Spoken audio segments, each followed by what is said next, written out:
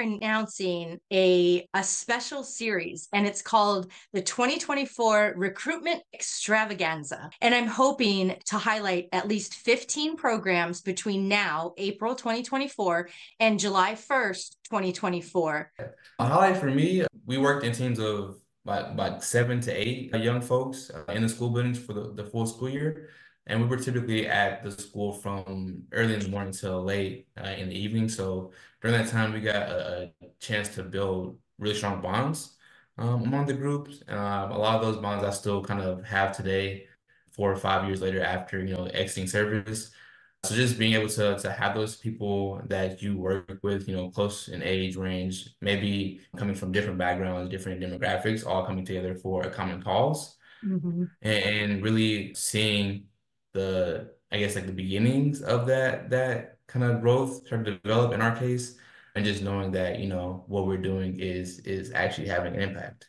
But I would definitely say that that is true for our program here at the Literacy Lab, where we kind of get folks from all age ranges. And we have seen that over the years of folks who have kind of retired or are transitioning from one career path to another, come to join us. And, they are able to apply whatever skills they may have to assisting generations coming up, and kind of vice versa, as you're saying, with like technology issues and things of that nature. We see it a lot. So, Emmanuel, tell us about Literacy Lab. What do we need to know, especially for during this recruitment season? Yeah, so AmeriCorps is a literacy program. We work with students pre-K through third grade. We are based out of Washington, D.C. I'm currently serving in a number of regions throughout the country. So we're here in Kansas City. We're in Washington, D.C. still, Baltimore, Maryland. We're in Virginia, the Danville and Hampton Roads region, and then in Western Massachusetts. A part of our program, we have like two aspects. So you can either serve as a pre-K specific tutor, serving in like one classroom for the school year, or you can be like a K through 3 tutor, where you'll like float throughout the school building, working with a caseload of about 15 to 18 students, getting a chance to, build connections on one-on-one each day. Yeah, like I said earlier, there's no typical age range for our program. And with that, there's no like need for any prerequisites. So you don't have to have like any, special knowledge in terms of education or like having like teaching fundamentals, because we have a really robust training program. Great. Well, thank you. Thank you for having me on here. I love it. Like all the thank yous you gave out at the start is just so case in point of like, there is an AmeriCorps alumni network out there, and we do help each other when we know who's out and where. And yeah, I've been feeling that love for about 13 years now, since I started in my service year. It was right out of college. Had no idea what I was doing, did not know what AmeriCorps was. Craigslist found me. Oh, wow. And yeah, I was applying to part-time tutoring positions in an after-school setting. So I did not study education in college. I was actually an anthropology major, and through that path had some internships at the local art museum and gallery spaces and places where I got to interact with kids in a very extracurricular setting, and came away from that just feeling like I really enjoyed that. I have no idea what that would look like in a job form. And yeah, just remember Googling around and going on Craigslist, which was very big at that time in 2010. This was a wonderful organization, Metropolitan Family Service. I had been tutoring in a couple different after-school programs at that time, just since I had graduated and moved to Portland.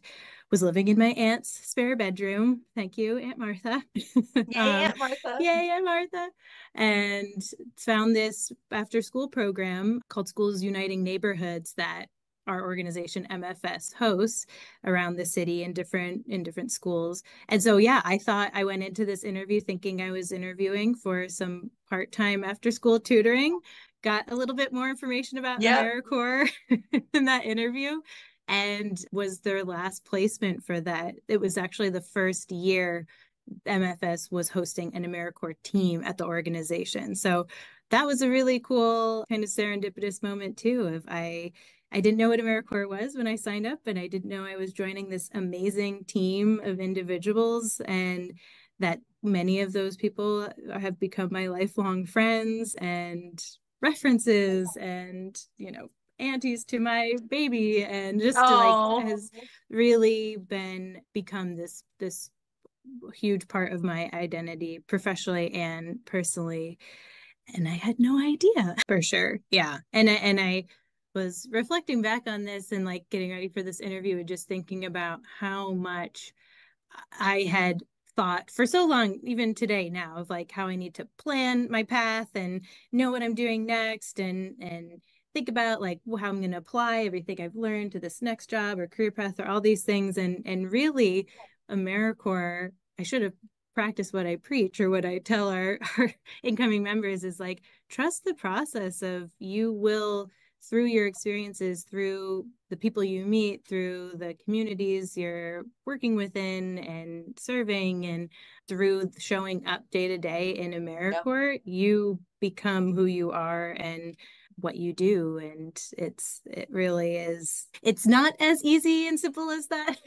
And there are elements of it of like, yeah, I really just trust that process of, Absolutely. which is what I love with AmeriCorps. It's so hands-on, which a lot of these programs too, like our school gardens and food pantries, even the after school program itself, a lot of these things we were piloting as AmeriCorps members, which is another really awesome aspect of AmeriCorps is, you're oftentimes the one innovating these new social services or supports that you're building the infrastructure for, what are now, 13 years later, still running and expanding. And the relationships that I built that year with not just like the members on my team and who I was working with, but in the community itself, of like the students I saw every day and their families, and some of the teachers that were looking out for me as much as, I thought I was there to support them. They were giving me that same kind of support, and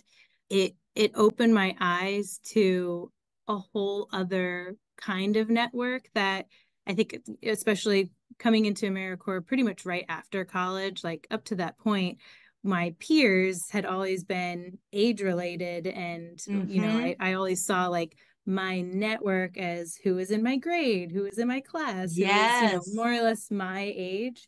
And that was just such an eye opener for me, of like teachers who were, 50 plus, and students who were 12, and their families, and everywhere in between. So I served with PMSC in my local school district, actually. So I just was a community member who just really wanted to find great ways to connect with the young people and families in my own community.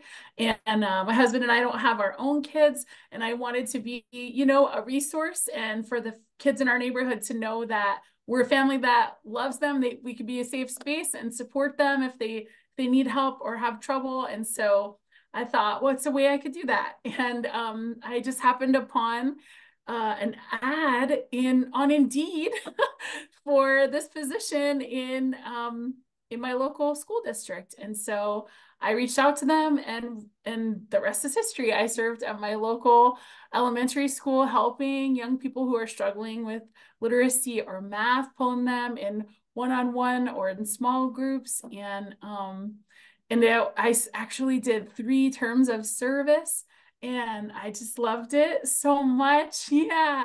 And I feel like that investment in my community and what I hope to do, it worked, so like the kids in my neighborhood, when they like come trick-or-treating now, they're like, it's Mrs. Wolf, or like when I'm out for a walk, they're like, yeah, Mrs. Wolf, she's the lady who helps us. So I know I'm like jumping all over the place and I'm putting you on the spot, but No. like your perspective of like being a service member, serving on the ground to where you are now, what would you say is the biggest like holy smokes or wow moment that you're just like, this is crazy, we're making such a big impact, or this is such a big important thing in the communities and the people that are serving, right? It's about the community, but the change that happens in people is so important. I don't know if you can speak to that a little bit.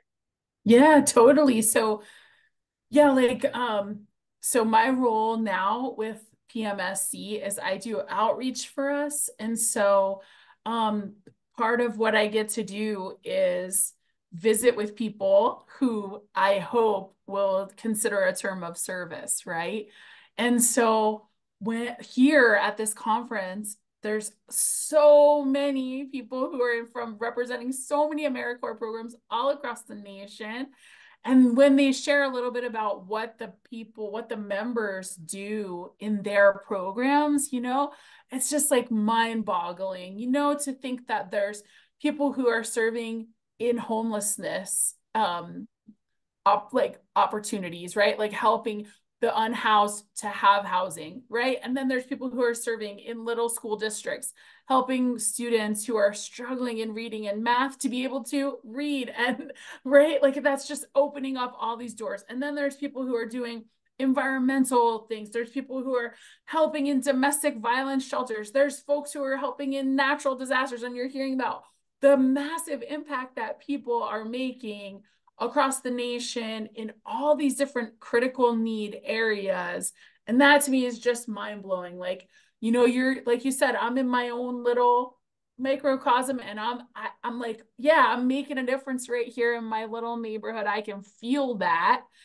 But then to like, experience that kind of on this bigger scale, just it's so beautiful. I don't know another word for it. So I am now about to be heading into my 6th year of being a part of the National Service family. I came to West Virginia as an AmeriCorps Vista member.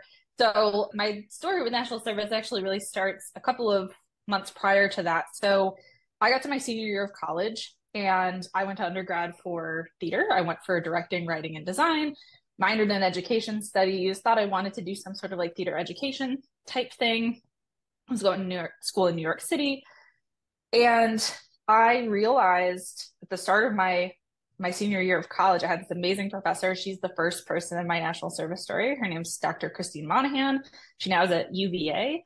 And her specialty was in education in emergencies. And I took this amazing class with her about education in disaster zones.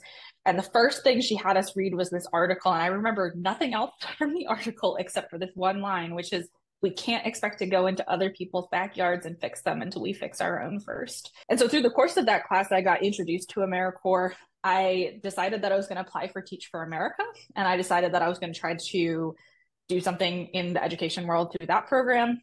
Got rejected, which I think actually was probably the best thing that ever happened to me, because when I got rejected, I got on all of these lists for different education AmeriCorps programs. And that led me to the AmeriCorps portal. I found this amazing AmeriCorps Vista project and just applied on a whim, talked to the project director, talked to the site supervisor on interviews on the phone. I was on spring break, my final year of college, and I got a phone call. About 2 weeks later, I was on a treadmill at the gym, and I got the call saying I got it, and I fell off the treadmill. And I was like, yes, I'll take it. Some of my like personal heroes I met through service. There's this one lady, her name is Gloria. She's also known as Miss G in her community, and she put together these amazing lunches for the community. All you had to do was just show up. And so what I did was I just went and I would wear my t-shirt, and I was just trying to build relationships with people by just continuing to show up. Yep. And as a Vista, it was great because I was making my living stipend, which was pretty meager. And she always fed me, and she fed me some of the best food. And she'd always send me home with a like a takeout box for my partner as well. So we ate really well whenever I had to go out to London, West Virginia, where her community center was. But luckily, about 4 months after my service was up, I came across a position at West Virginia Community Development Hub.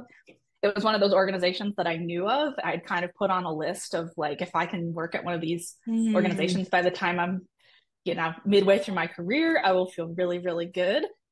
And went in for an interview, and within, a couple of weeks, I got the call, and I didn't even have to think about that one either. I just, did a little dance for joy. And so I'll be celebrating 5 years at West Virginia Community Development Hub as the Vista project.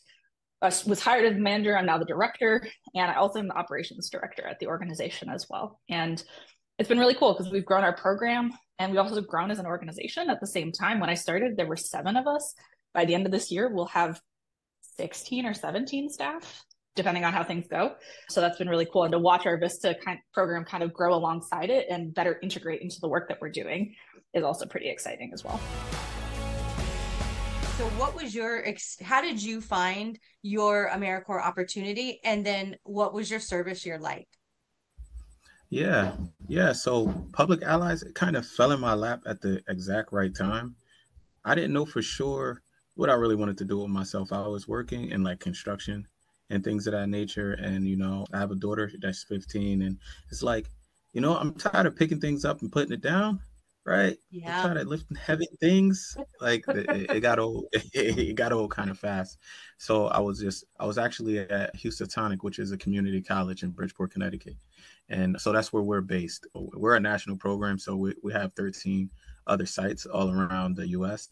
Wow. So I went to a career fair and Yancey was there. And so cool guy. He's like, hey, how do you feel about being an ally? And I'm like, what? Well, I have to pick things up and put it down. Like, what is that? So when he finally broke down the program, I was like, man, this sounds awesome. And then just, what caught me most, it was the mission statement, which is we strive to create a more just and equitable society and a diverse leadership to sustain it. Right. And once he said that, I said, dang, that sounds like something I can be a part of. I want to be a leader. Right. I'm diverse. So what does a public ally do? What does an ally? That's cool. So you guys are just called allies. What does an ally do during their service year? So an ally is one of AmeriCorps service members. Right. So we place our allies within 10-month paid apprenticeships within placement sites all around Connecticut. So we're in Bridgeport, New Haven, and Hartford, which are the biggest cities in our state. And we place our allies within other nonprofits, and it gives them the opportunity to grow individually and like gain experience and see what it really means to be within this field. But it also gives the partner organization the ability to have someone there to help grow like new programs and help grow like if it's something that they've been wanting to do, but they don't have the time, nor do they have like the manpower, right? They tend to put them in this space, but they work a lot to just, help and grow these nonprofits the best way that they can. And they also get to grow themselves. Like we give every Friday, we do trainings on like leadership development and just group dynamics and just learning with the 101 of nonprofits. And, we're trying to send them back to their placements with more skills so they can be better at their jobs there. And it's more about gaining experience, right? So it's a 10-month paid apprenticeship. And at the end, you get an educational reward of $6,895. So if you want to go to school, something of that nature, it's an awesome way to start, in the nonprofit sector. What were some of the things that you learned and you felt like you were able to grow during your service year? Yeah, so I learned a lot, actually. Like my first placement, I was placed at a halfway house, which was awesome for me because, that's kind of the pathway that I wanted to go. Right. So I got the opportunity to see what like counselors actually do there. Like how are they, helping these guys and things of that nature? Because I had no idea. Right. And for folks that don't know what a halfway house is, could you explain what that is? Yeah. So they have 4 levels. Right. So, and it all depends on the crime that's committed, but we're just going to start with 4. So you can you go from a 4, then you drop down to a 3, which is a little bit more freedom. Then you drop down to a 2, which is way more freedom. Then you drop down to a 1. So a 1 is considered a halfway house. You actually leave the facility and you live in a house with other guys coming home from incarceration. And, they give you time to go out, get certain things like get your social security card, get your ID, get your license and, find a job. And they let you out for like, say the most I've ever seen someone out was like, they was working a 12-hour shift. Oh, wow. And that 12-hour shift. Yeah, like that's one thing that a lot of the guys do. They work a lot because they know that they have families that they have to come home to and they don't want to be a burden, right? They don't want to have to come home and live in their mother's basement, right? And then, taking up space. So they work and work and work a lot and they're not usually at the halfway house much, but and a lot of the guys, they deal with like substance abuse. So they have like programs within the halfway house and things to help them out in this nature. But it's like the last level before you're actually freed from these facilities. right? And it's an awesome place. It can be an awesome place, or it can be kind of, I've learned from dealing with multiple houses now, it cannot be the best place for some people. Some people aren't ready. They're not ready for that amount of freedom, and they tend to just leave and not be seen again. And you're essentially escaping from jail when you do that. I had the opportunity to work at a state halfway house, and yeah, it was good, man. I met a lot of good dudes. I met a lot of guys that was incarcerated for I met one guy who was incarcerated for 41 years. So when you went in there, what kind of things were you responsible for? So just to start a little bit more from the beginning. So at Public Allies, they actually will ask about your pathways. Like, what do you want to do with yourself? Like, where do you see yourself working? Right. And I didn't really I've always liked working with people. I'm a talker. I like to talk and have conversations, build reports. That's something that I've always just been into. So I was like, I like to work with people. And they do you have a specific people you like to work with? Because we have a lot of placements out here. Like, you can be working, you want to work with kids, you want to work with adults, you want to work with. And I'm like, you know what? I would like to work with guys coming home from incarceration, because, that's a big thing within my life and my family. A lot of men in my family have been incarcerated. And I know I've seen it firsthand how much help, is needed. So I'm like, yeah, I'll do this. And then you interview with the placement site now. So the placement has the opportunity to say, I don't think this guy's built for this. Can you give me another ally? And Rob, he was fond of me, and he gave me the opportunity, and he did not have to, because I didn't know much about the field, but he gave me that opportunity, which is awesome. Becca, you are an AmeriCorps alum and a Peace Corps alum. So we have a couple things to talk about. We can't stay there too long, but I definitely want to orient our audience to understand, how the heck did you get yourself into this mess of AmeriCorps?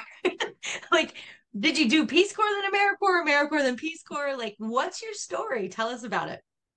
Yeah, well, thanks, Nikki, so much for having me on today. I have ended up in a fun national service bubble since I graduated from college.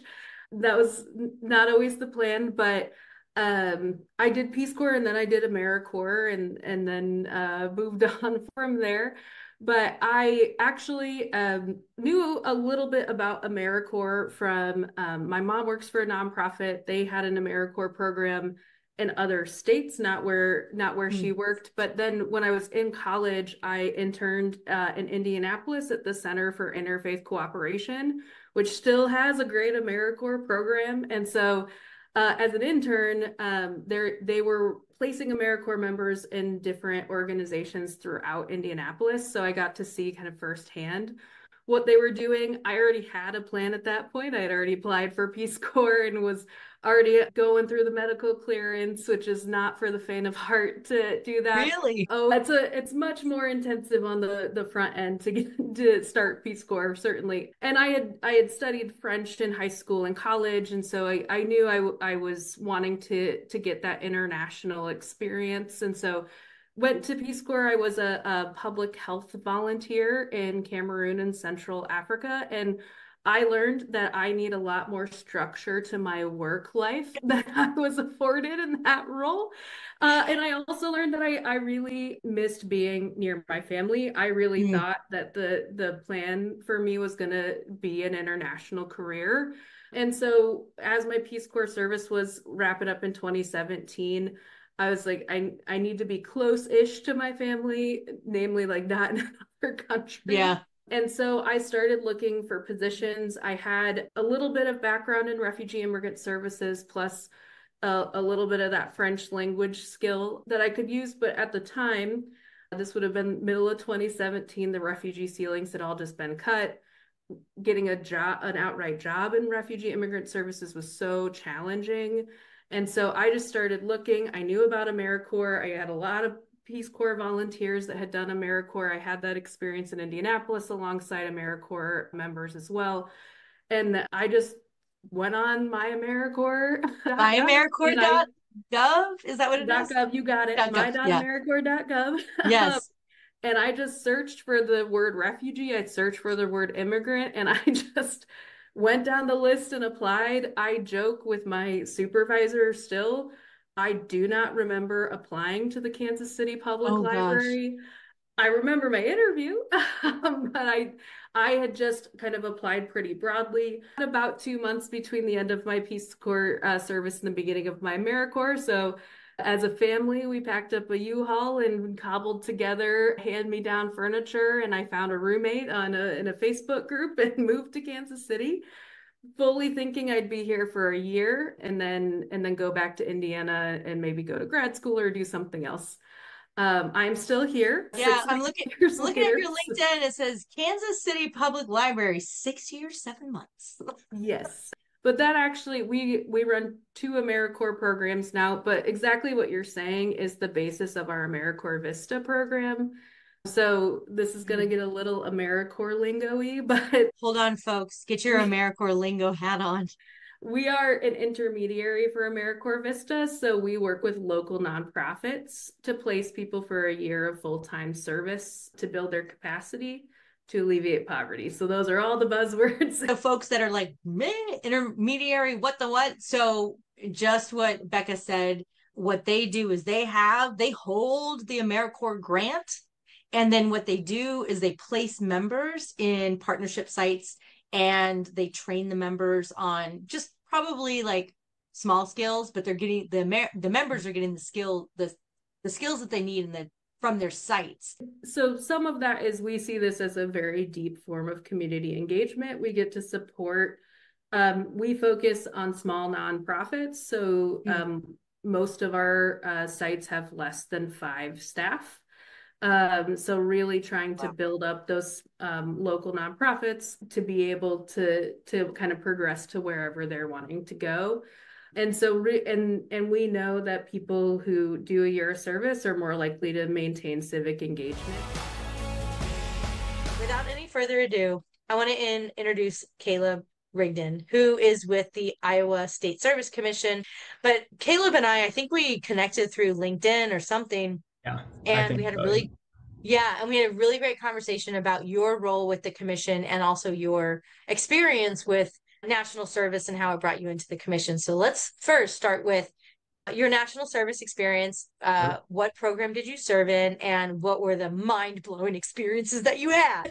Well, how much time do we have, Nikki? It's going to be a while. So yeah, when I graduated from college in 2021, I was really looking for something hands-on, kind of out there, and specifically I wanted service experience working with populations in need. I went to school for social and criminal justice, and the plan was to do law enforcement, specifically federal law enforcement, because I kind of just saw that as the best way to make a positive difference, every day in people's lives. But before doing law enforcement, I really wanted experience working with people in need, right? Because up until that point, I really only had college jobs and, summer jobs and, fun stuff, but nothing really that felt like it was preparing me for that kind of work. So while I was applying for a bunch of jobs and federal jobs, which those things can take a while, so I'm like, well, I have a year of spare time. Let's find something where I'm going to be doing some good and maybe something really unique and maybe some traveling. And I just kind of put those things on the internet, and AmeriCorps NCCC came back. Yeah. No matter what you end up doing, right, you're gonna have positive takeaways from your service that are probably gonna make you a more compassionate and empathetic person, and that'll help you in whatever career field. So but that's exactly a couple of the things I wanted to practice, get some field practice, that empathy and working with people in need. NCCC seemed like a fantastic fit because it's, kind of a crazy year. My last couple of years of college were pandemic related. So I really wanted something that would, kind of push me out of my comfort zone again. The traveling was great, right? Communal living, I was looking forward to. I liked having roommates, and kind of the camaraderie that comes with that.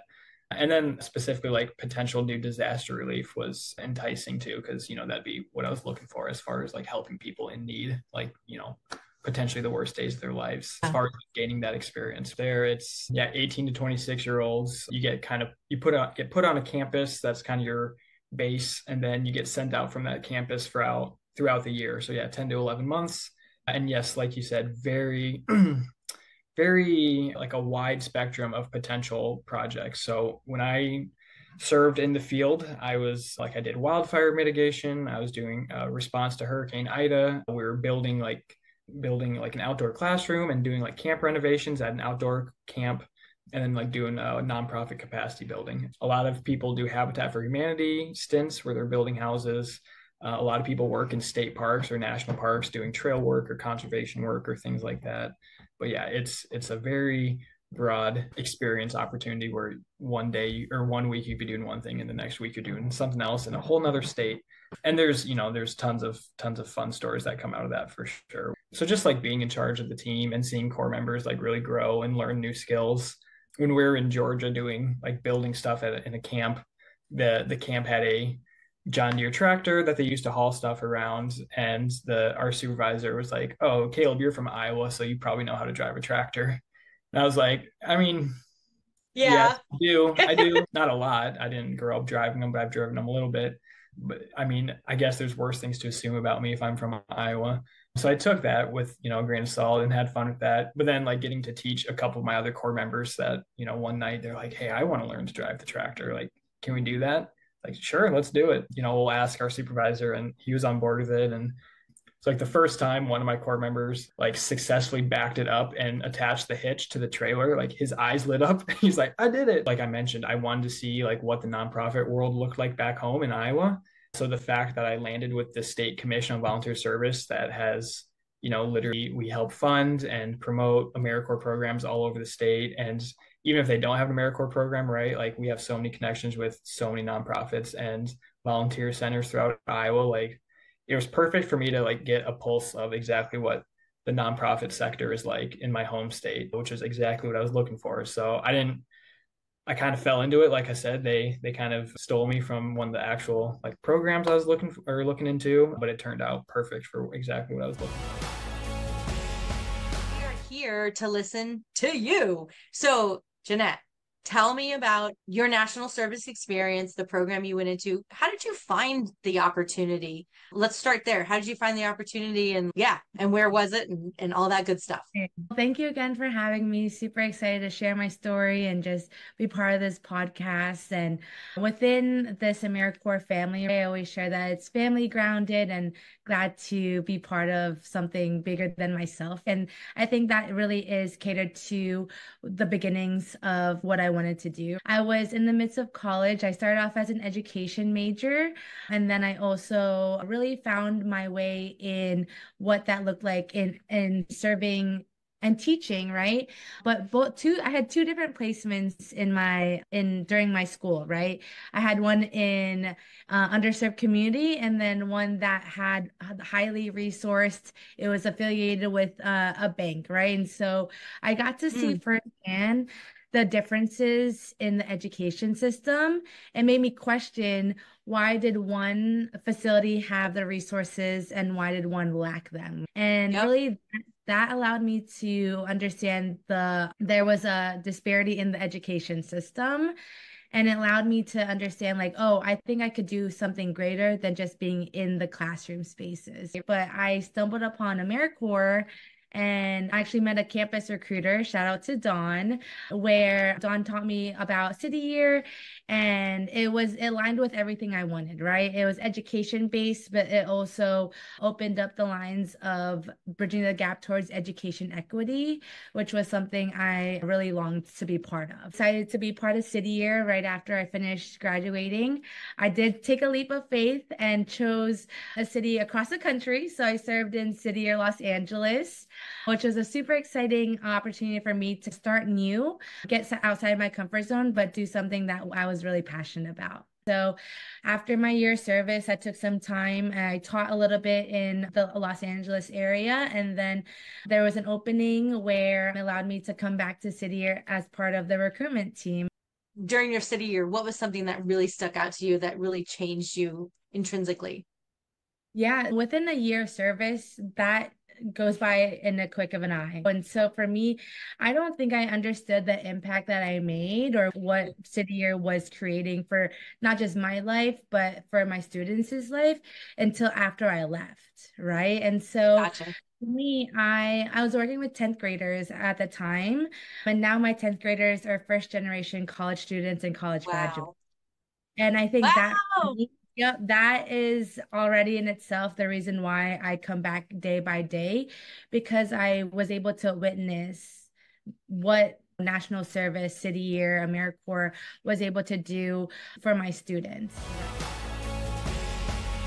How did you find out about AmeriCorps, and what made you jump in and serve at Volunteer Maryland? Yeah, that's a great question. First, I just want to say thanks so much for having me on this podcast.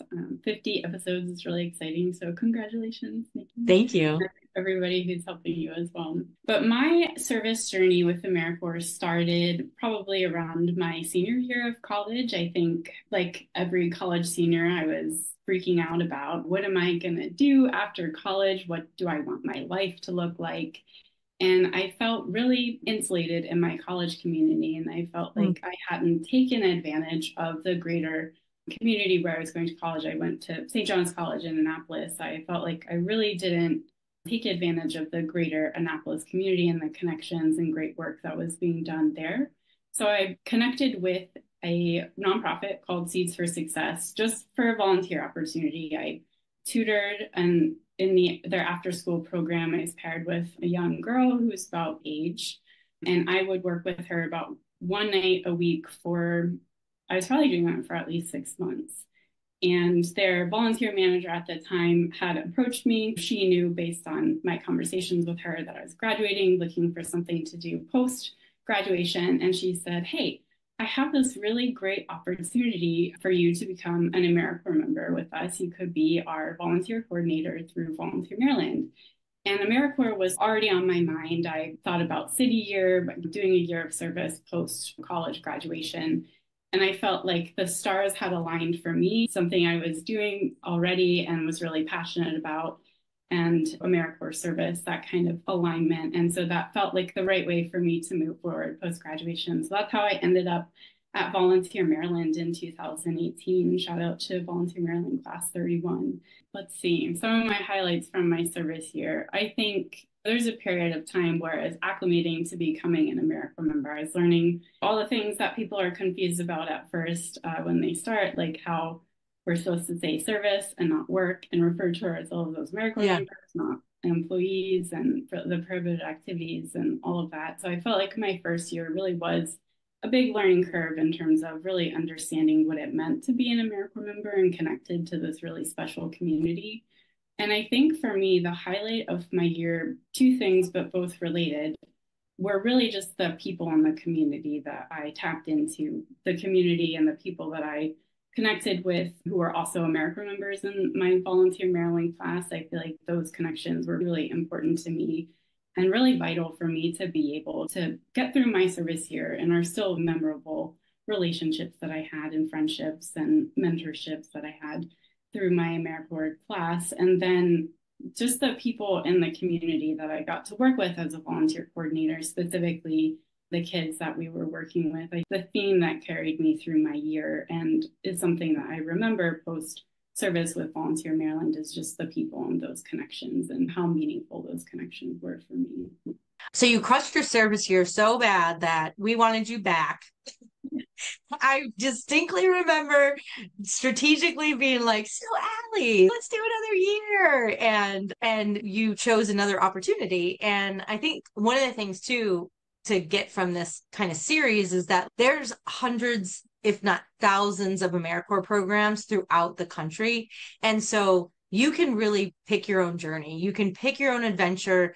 You did volunteer coordination, and then you went into Maryland mediation, which was a totally different training and skills development and everything. And one of the biggest things that I could just double down on right now is that, like, honestly, folks, if you're interested in a service year, somebody that might be like, this can really be a huge game changer in their life, especially because you could try out a field and see if you're interested in it, and you're done in a year. Like, you're not committing to a job. You're not making a giant life change. You're just like, okay, I'm going to try this for a year now and see how this feels. So when you denied us the privilege of having you back, no, I'm just kidding.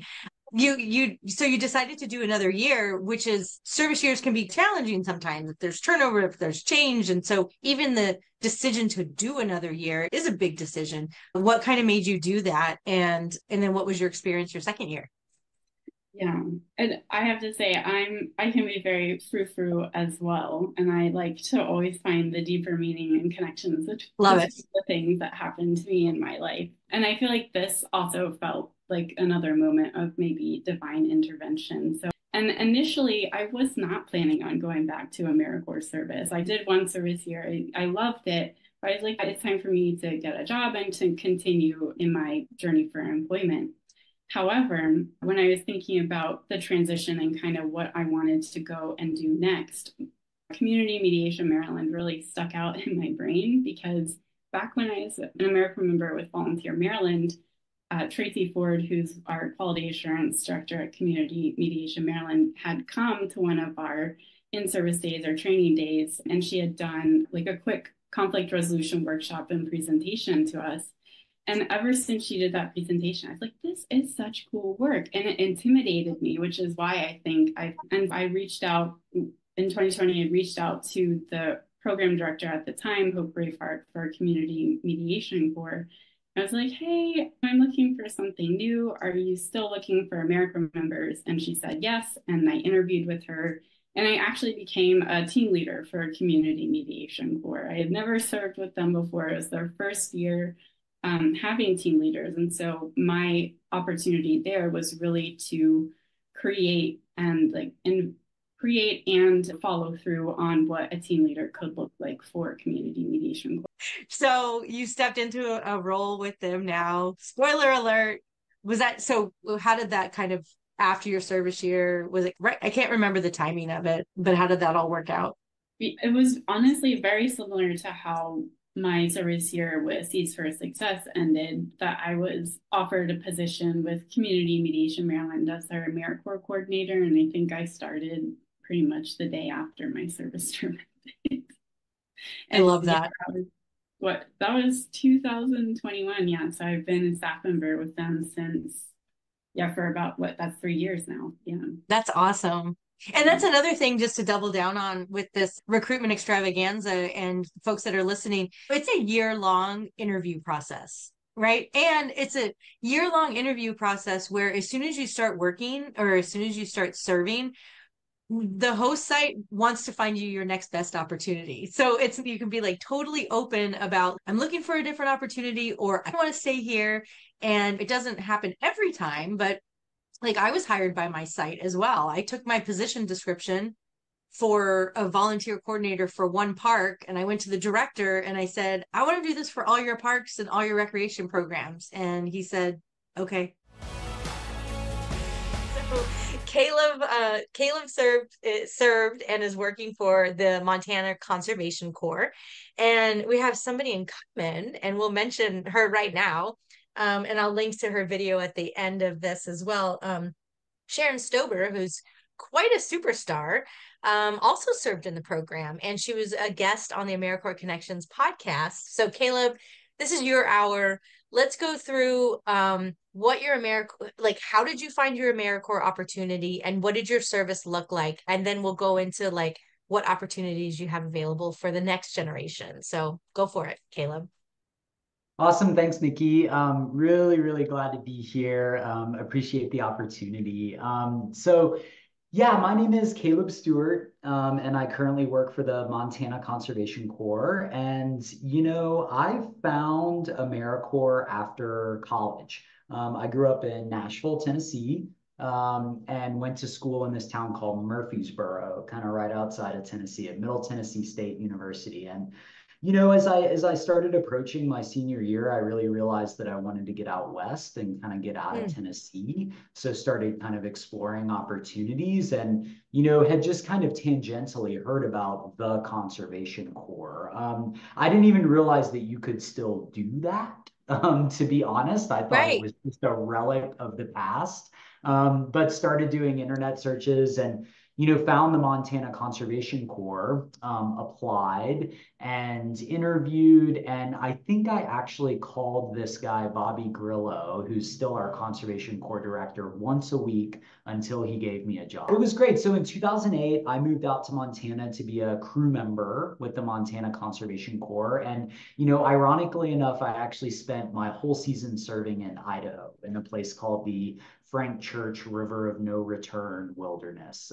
Very ominous name, but a very beautiful place. I'm glad you're back. And it was so much fun. So I did a lot of trail maintenance and construction and a ton of hiking. It was really hard. I had never really done anything like that in my life, but absolutely loved it. I remember kind of putting my cell phone in a lockbox in May and not touching it again until October. And, I was really lucky to be able to come back the next year and serve as a crew leader. So I was able to get my own crew with my co-leader, Katie, who I am still best friends with to this day, which I think is a very common experience in AmeriCorps, keeping those connections. So I wanted to ask you really quick, just for framing, in case people are like, well, I want to do Conservation Corps. What was your major in college? I was a history major, Nikki, so absolutely nothing to do with conservation. And I'm glad you asked that because, I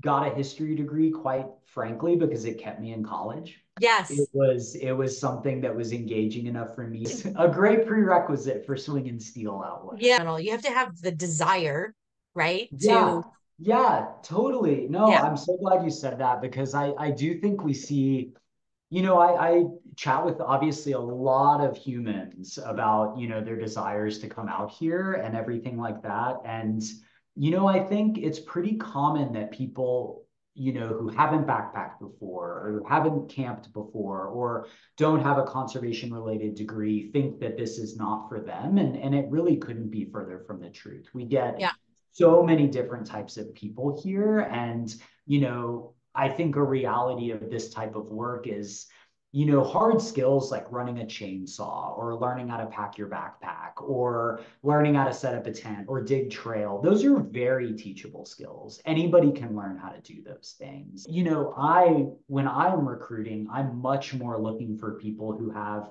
a passion for service, a passion for community, a willingness to stick things out, a willingness to work hard, a passion for people, right? And those sorts of qualities in candidates are things that rise so much higher for me than somebody who, already knows how to run a chainsaw.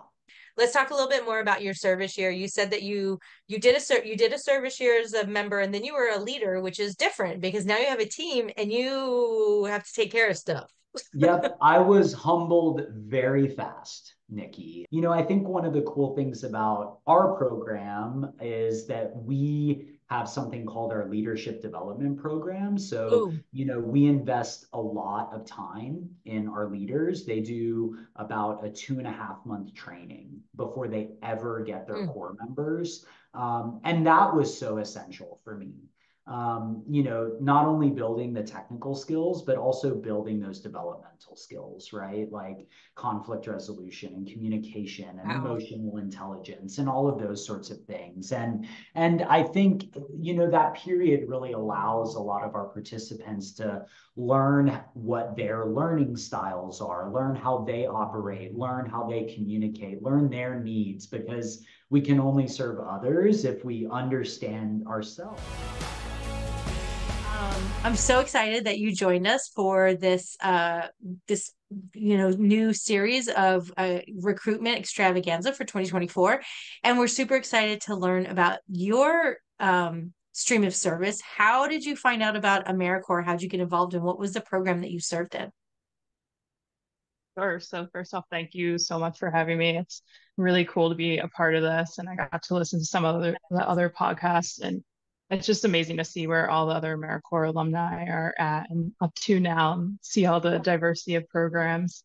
So yeah, I'm Katie. I served at Maggie's Place in Phoenix, Arizona from 22 to 2023.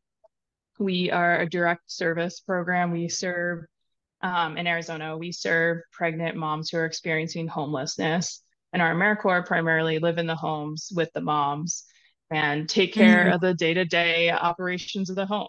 So that could be grocery shopping, that's maintaining the cars, all the nitty-gritty, like taking care of a house. So I was the house manager at our house here in Phoenix. And I, managed the house and then also provided emotional support and almost a sort of friendship to the moms in the home and supporting them, whatever that means to them, and meeting them where they're at during this really vulnerable time of pregnancy and then their child's first year of life. Coming to Maggie's Place, well, for me, it was a kind of unique journey. I had heard about AmeriCorps, I believe, from a college professor at Boston College, but I did graduate in 2016 and just decided at that time in my life to stay in Boston and get a full-time job. So I actually worked in corporate America for 6 years. I was a data analyst. And then I, through the COVID pandemic, was dealing with some health issues and just felt like I literally like woke up one morning after I was kind of recovering from all that and was like, service, like it just popped back in my head. And kind of like is it too late? And I had this idea, like I had missed that boat. I actually found Maggie's Place through the AmeriCorps portal. I was just digging around AmeriCorps.gov and, Arizona alphabetical order A came up. And what stuck out to me was this idea of it being a community of women supporting each other. I felt like I had benefited from community, especially community of like women, my family, my friends, my whole life, and really wanted to pay that forward. I don't think I would even held a baby before coming to Maggie's Place, so it wasn't like a natural transition from being a data analyst, but I learned so much, and it was truly the best decision I could have made for myself. We do get CPR first aid certified. We also get mental health first aid certified, which is hugely impactful in terms of just like general de-escalations and having like open, clear communications and conflict resolution. We got trauma-informed certification. We learn like infant care basics, the baby basics, like the shushes and all the comforting babies, and just really general like how to respond to different things that may come up so you don't feel like you're so thrown into it. And then throughout the year, every Monday we have training from 10 to 12 pretty much. That's amazing. What is something that you carried with you throughout your service year that you still kind of lean on, or you remember, or you just go, during that you carry on with you now? Like a motto, I feel like I like always say we can do hard things. Kayla, thank you so much for jumping on this platform, and we want to hear about your service year, but you also have some exciting opportunities for AmeriCorps members who might be looking to do a year's service or a term of service. So how did you find AmeriCorps, and what did your service year look like? I started serving as an AmeriCorps member back in 2008, and I was first introduced to AmeriCorps by the person at the time who was a program director, and I was at Cherry Health for my master's in social work internship. So I just met this individual, and they said, "Hey, do you want to do AmeriCorps?" And I didn't know what I was getting into, but it sounded pretty cool, so I said yes. And after I did my first very short term of service, I asked if I could do another one, and lo and behold, they had some positions available still, and I signed on for another term. And that is kind of the short story of how I got involved and introduced in it. I didn't go seeking it, but it kind of found me, and it's still had an amazing impact on my life. So what was it after your service year, your first service year, that you were like, I still have stuff I need to finish up a few things? Like what was that pulled you back into that service year? I had started my time at Cherry Health with my master's in social work internship, and I went into that just wanting to get the most out of the experience. And internships are great, but I really understood that I was getting the most connection through the times I was with the AmeriCorps team. So because of that connection, and we got to go out and be in the community, and we got great trainings, and I was making friends, and I was really seeing the whole breadth of what service can do. So at the Federally Qualified Health Center, I was seeing the different ways we can care for the underserved in our community. And I really wanted to just dive deeper into that team experience. And I just wasn't done. I knew I needed to really put some more time and effort and intentionality. Because like I said, the first time it kind of found me. So it took me a minute to come around to, oh, this is actually really cool. My favorite part is AmeriCorps. And understanding the work. And I think that like after a second year of service, like, did you feel like you kind of understood like your work a little bit more and your impact?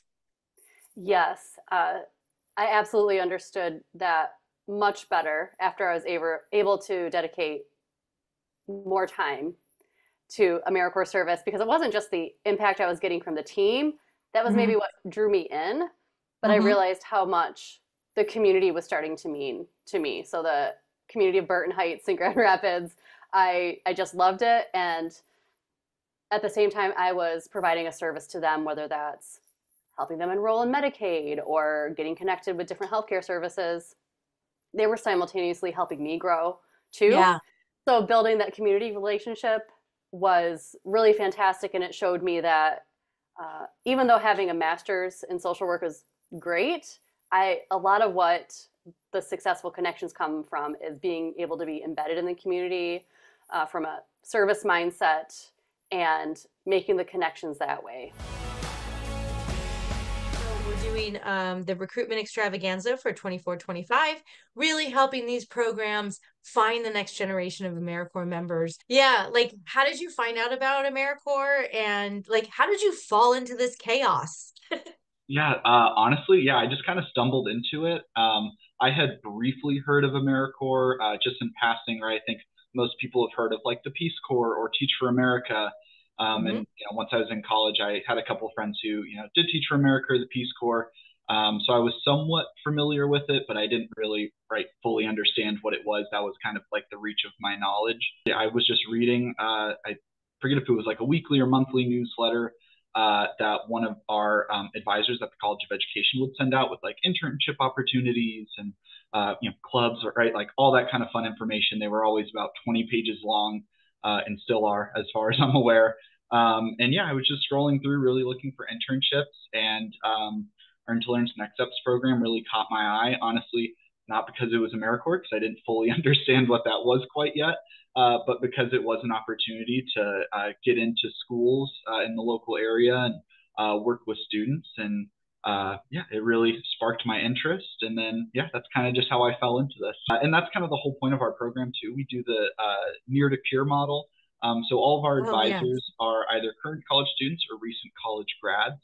And we really try and keep that, near to peer model, just because, students have plenty of parents, teachers, counselors, so quote unquote adults, breathing down their necks all the time. You need to do your FAFSA. You need to apply for college. You need to do this scholarship.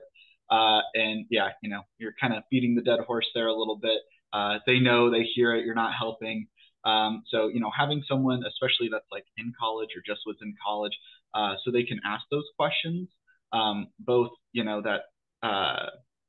the actual questions as far as like getting into college and scholarships, those like academic questions, and also personal questions as well. That's also a huge part, because a lot of our students are low income first gen students, so they don't necessarily have mom or dad or an older brother or sister or cousin or anything like that to turn to and say, hey, what's this like? How do I get involved in clubs? What dorm should I do? How do I do this? They get really curious, and they feel a lot more comfortable, opening up to you and asking those questions. So it's, really nice to, kind of be able to build that relationship, right? Like college is expensive. That gets pounded into us all day, every day, whether it's from parents, the news, whatever it might be, because it is true. College is sadly expensive and only getting more expensive. Yes. But, that's where, we step in as Next Step advisors and just kind of provide them those resources to show them like, hey, if you do X, Y, and Z, right, you do your FAFSA, you apply to these scholarships. A lot of the universities in Arizona, U of A, I know specifically does really well with them, merit-based scholarships, right? So if you automatically, have like a 3.5 or higher or a 3.0 and higher, you get this amount off of your tuition automatically, right? Earn to Learn also has a match-based savings scholarship program, so we tell them about that. Lots of other, scholarship opportunities. So we're kind of the facilitator of resources, so to speak. As we get started here, we're very lucky because we have Candice Jusino that is with us today with Public Allies. And there's quite a journey there. I don't know if folks can see. If you're listening to this on the podcast, jump over to the YouTube. She's got a really nice t-shirt on there that's reflecting her Public Allies service. Candice, let's just start with how did you find out about AmeriCorps, and how did you get, I like to say, captured by national service? I know. So Public Allies was my first encounter with AmeriCorps, and so I ended up getting my top 1 or 2 choices, and I ended up with communities and schools as my nonprofit when I was an ally. Yeah. So each ally has an apprenticeship, which is a big chunk of what they do in the 10 months that they serve, because we only do the full-term AmeriCorps program. And I worked on capacity building because that's our focus. And what they needed at communities and schools was community engagement around their mentorship programs and the services for keeping kids in high school. And I feel like I need to back up a little bit because I'm thinking about my service, but I'm also have the hat of recruiter and trying to make sure that I'm clearly stating the 4 parts of our program. When you're in the program, you're just doing it, right? Let's stay in your service year. So for now, what was something that you walked away with during your service year? So much. So I had a huge paradigm shift. And I feel like you referenced this a little bit too when you were first talking. I don't know if it was offline or when we were recording, but so I left high school and I was supposed to be college bound, smart high school, whatever. But I had my daughter, I got pregnant my senior year. And so I ended up foregoing college and just working, and I just did work that wasn't my dream job, but make money. And so for the first time in being in an AmeriCorps program, not only did I get to serve others, but I also noticed that I could have influence and change things and work with groups to actually get things done, that there was still value in what I could bring to my community, and that I could grow myself at the same time. Oh my God. Because I thought, when I did this program, I already worked 12, 13 years. I already know what it is to work, because there's a component of a program where you're doing professional development. But I learned so much about myself as a leader, as a person, as a mom, as an employee, at the fact that the autonomy that I had but also the touching base with people too. Oh my goodness. Yeah. Huge paradigm shifts of how I saw the world and how I could actually affect change, but also how change is not as fast as it looks. There's no musical montage like in the movie. Where people are, and then it's done. No, but if you stay at it and you work with people, the seeds that you plant today, I go back to some of the things I did when I was an ally 11 years ago, and I'm like, oh my God, that project that we did in that park, it kept going. Coming to us from Oregon. Is that right? Yes. Right? Portland, Oregon. And I'm on you're on the left coast. I'm on the east coast, the west, whatever. I don't know which side of the hands we are. And you are a 2-time AmeriCorps alumni. That's right. And you're recruiting for AmeriCorps members. So let's start out with, how did you find out about AmeriCorps? And what kind of led you into that journey, and how did you make the decision to serve for a year? Yeah. Well, first of all, thanks so much for having me. You're combining 2 of my favorite things here with podcasts and AmeriCorps, and something we do, I feel like, in service is just connecting people with resources, connecting people with each other. So really enjoyed the theme here. I'm excited to be here. I started and heard about AmeriCorps during my undergrad. I was part of a program called Environmental Leadership, and they posted in a Facebook group for alumni. I just graduated and all of my friends had jobs lined up, and I was still interviewing, and I found this AmeriCorps position that was in northern Idaho, where my mom's side of the family had grown up. And so I was familiar with it and I applied. Funny story, didn't get it. And I actually responded to the email asking, thank you so much. What else could I have done differently? And I got a call about 2 weeks later saying that their first choice had backed out. And because of that response that I sent asking, how can I continuously improve?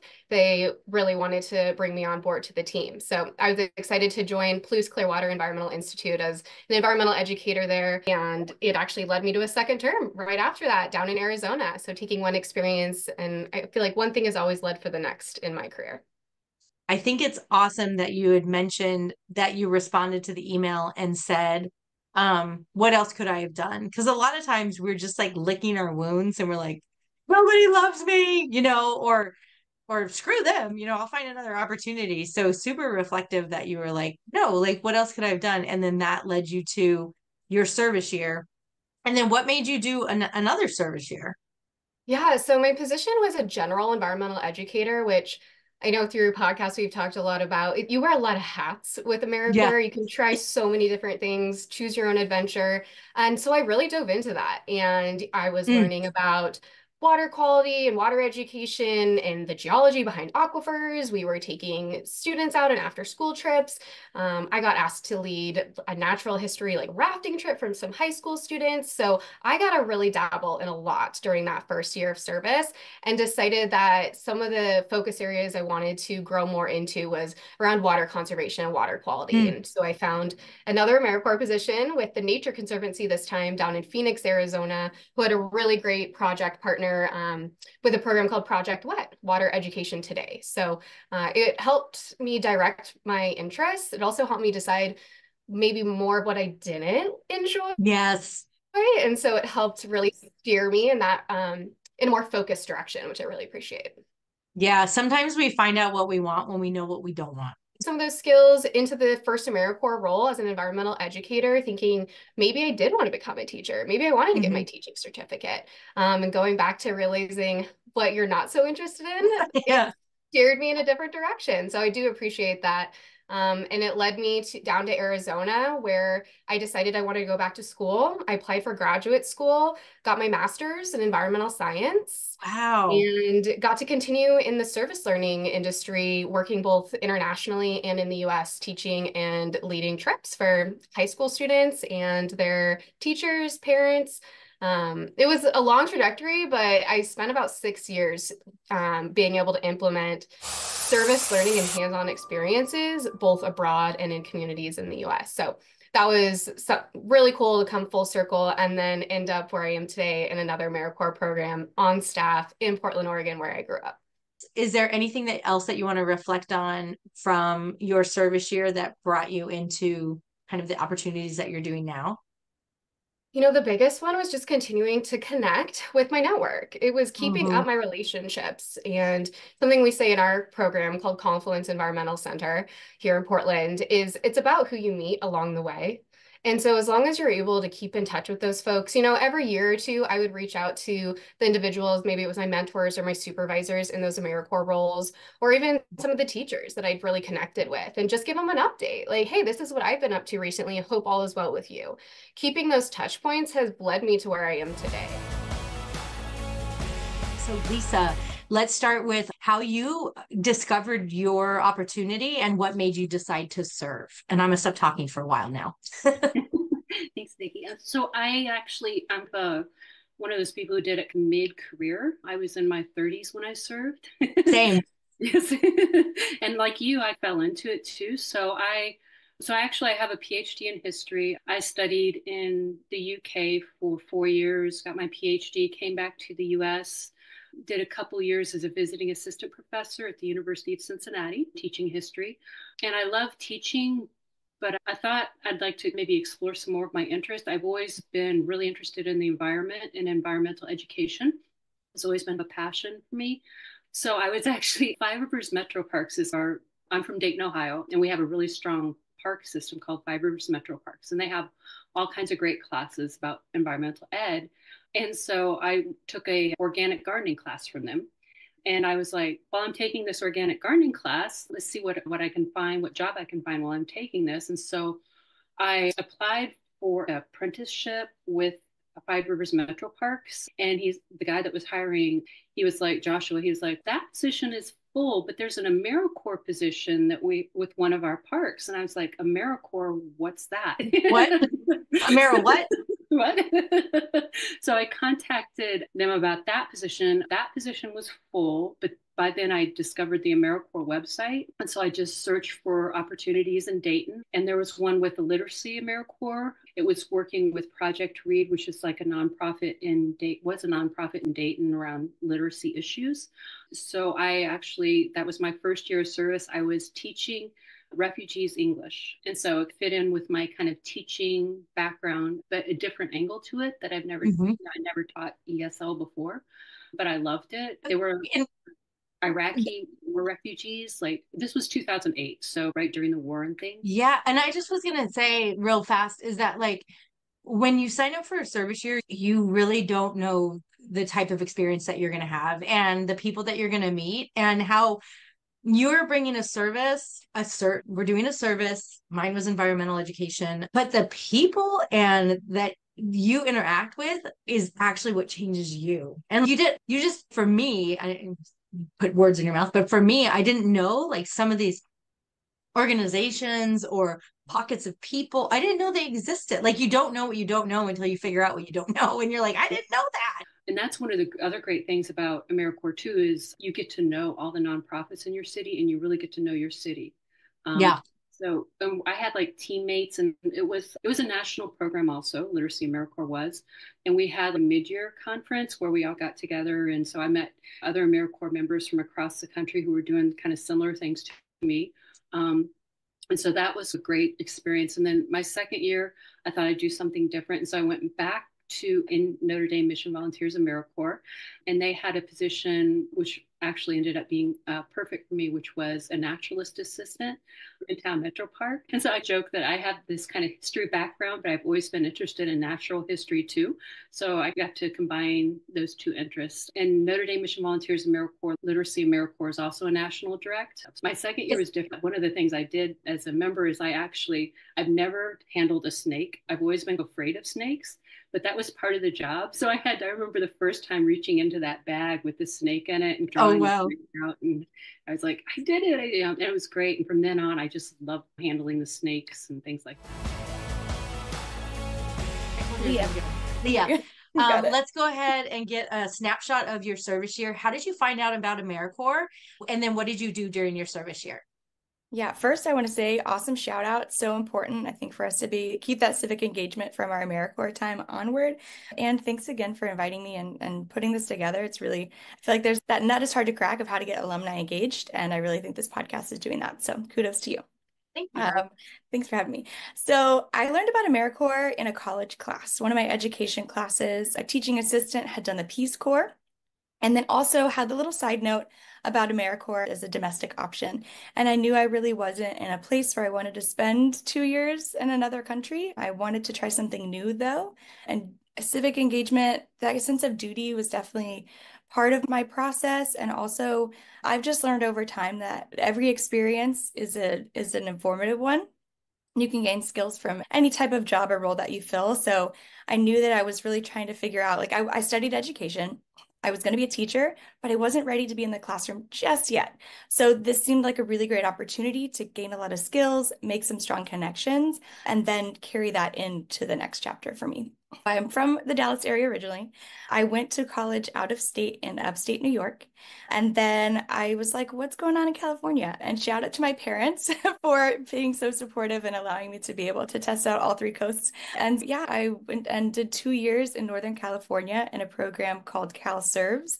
I think now is AmeriCorps EXL. And it was a tutoring and after school program. So in my education wheelhouse, and I came in as a leader. I did a little bit of tutoring, but mostly my role was focused on the after school program. My teammate did a lot of the compliance stuff, ordering snacks, sign-in sheets, a lot of the things that for me, I need a little spice, maybe would have driven me crazy doing it every single week. My role focused on engaging with the community, procuring donations for our after-school classrooms, bringing in presenters, field trips, and then getting volunteers engaged. So our leaders were going to the junior college and the university. We were doing our little 5-minute elevator pitch in classrooms for members, of course, but also for volunteers to come and work with the kiddos. And so that definitely, I think, planted a seed for where I am today. I also was in charge of the school garden. The member in the position before me had run the school garden, and I really wasn't like a plant person. Didn't have that skill set. It's really hard to kill plants in Northern California though. So I learned really quickly and that's definitely changed my life. I'm a huge gardener now in my home. But yeah, I feel like the program that I worked in was really, really amazing. And the work that we were doing, I felt super engaged in the community and being able to help develop and sustain volunteerism within our campus and as part of our larger program was really fantastic. So in my second year, I believe it was the first year of the Volunteer Infrastructure Project, which is like a California statewide program aiming to just build strong and sustain strong volunteer programs. Yeah, we had short-term volunteers that came like bringing sea stars and like little sea animals to come for second graders who are reading about that kind of thing in their after school classroom, all the way to like seniors in high school doing a service project that wanted to do a really big event and they were there every single week. It really made a mark for me. I think I gained a lot of skills and yeah. And it's so fun to find folks and to see them light up when they share their talents and their time. It's so neat. I love that. Did you find that was something that was like just such a driver? Oh, absolutely. And I think that was a really big part of the process that I learned of like finding, and that's true in sales as well, finding the match point of what motivates people, what do they have to contribute, so that you're not just saying, I need you to do this thing, come do it, but it's like, what would you like to offer and what really motivates you to be here? And then being able to build on that. And that helped to sustain a lot of long-term volunteers that may not have hung on as long if we hadn't. When I was younger, I did a lot of like sampling, demo specialist type of work. Think of Costco giving out samples, talking to strangers all the time. So I feel like it made it easy to jump into a role like this and be like, hey, how are you? Come talk to me about this thing we can do together. But how did you find the AmeriCorps opportunity? Yeah, so I graduated, or I was in my senior year, and I was just not confident in what was next for me. And it was a very scary feeling. I was working with my career development office, and I did 6 internships in my undergrad. I worked 3 jobs, and I still got to the end of my undergraduate experience and was not sure what was next. But the nice thing about AmeriCorps programs, and especially Teach for America, is that there is always a need somewhere in the country that can be filled by anyone who's willing to serve and wants to share their time and talents. So I ended up connecting with a recruiter on my campus for Teach for America, and she really helped me through the process of applying and selecting where I want to serve, what age group. I said high school or elementary school, but not middle school, and they put me in middle school, but I rolled with the punches. And wow, good for you. And it turns out middle schoolers are amazing and so creative and fun and smart, and I had a great experience. It was challenging, but it was really fun. And then I ended up moving out to Chicago. And I got to the end of my senior year. I left behind my home state of New York and moved out to Chicago with one big suitcase of everything I thought I'd need. And it was not everything I needed, but thank goodness for Target. Goodwill. Yeah, exactly. Exactly. Goodwill, yes. Goodwill, Target, whatever I could get my hands on. I ended up moving out. And the way Teach for America works is they put you through Summer Institute. You do very intensive training to try and get you day one ready for the school year. I really was not super confident in my ability. And it was showing in interviews. So I was one of the last people in my cohort to be selected. And as often goes, I was selected by one of the highest needs schools who just needed to get bodies in the building. Unfortunately, 2 months after the start of the school year, I was laid off from that position. They had under enrollment. They were not getting the funding that they had anticipated. And that was terrifying. I just didn't know. I'm on the south side of Chicago, but no longer working there. I didn't know what I was going to do. But the nice thing about AmeriCorps programs is that you have that mentorship, you have that support, that if something falls through, they're going to find you what's next. So I was able to work with the people administering the program out in Chicago, and they found me another placement school. A lot of the times there's some shuffling at the beginning of a school year as teachers find different positions or situations change. And I was able to start with a different charter school that it was just so different from the place I came from. And it felt so like exciting and such a relief to be there after I was going through so much uncertainty. And then at that time, I also didn't know where I was going to live. I started out working on the south side, then my new placement school is on the west side. And that's a far distance, especially if you don't have a car. So getting there, I had to find a new apartment. And that's where my cohort comes in, is you join AmeriCorps, you're with age group peers or not, just peers who are going through the same things as you and learning the same things you're learning and doing the same type of work. I ended up connecting with 2 girls in my cohort, and we weren't all that close when we were going through Summer Institute, but they saw that I was in need and they had an extra room and they needed help paying their rent. And we became like sisters. It was just, it was a miracle. Yeah, it was just a huge blessing that I could not have anticipated. But those relationships, I still every now and then will hear from one of them, and it's so wonderful to see where they've gone. One of them's still teaching, the other is doing social work, and she's just made for that. She's so kind and loving, and just I made such incredible friendships and relationships through Teach for America.